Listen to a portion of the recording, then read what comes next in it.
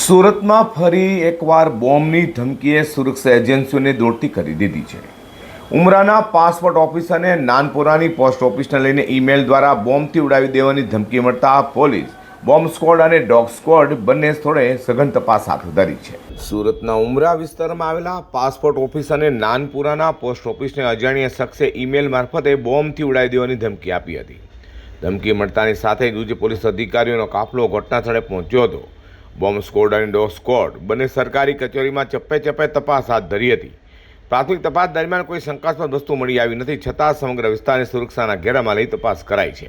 Police control room દ્વારા અમને સૂચના આપવામાં આવેલી હતી કે એક એવો મેલ મળેલો છે કે પોસ્ટ ઓફિસમાં અને પાસપોર્ટ ઓફિસમાં કોઈ પણ એક્સપ્લોઝિવ કે બોમ્બ ઇમ્પ્લાન્ટ કરવાની ધમકી મળેલી હતી।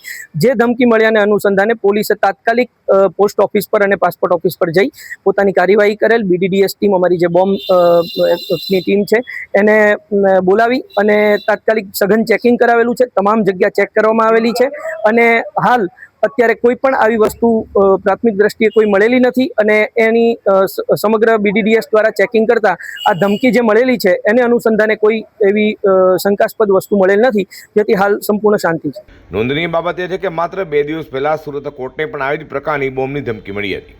સતત મળી રહેલી આવી ધમકીઓના પગલે શહેરમાં સુરક્ષા વ્યવસ્થા વધુ કડક બનાવાઈ છે। હવે પોલીસ ઈમેલ મોકલનારની ઓળખ મેળવવા માટે સાયબર ક્રાઇમની મદદથી ટેકનિકલ તપાસ ચલાવી રહી છે। પોલીસે લોકોને અફવાથી દૂર રહેવાની કોઈ પણ શંકાસ્પદ વસ્તુ કે વ્યક્તિ અંગે તાત્કાલિક પોલીસને જાણ કરવાની અપીલ કરી છે।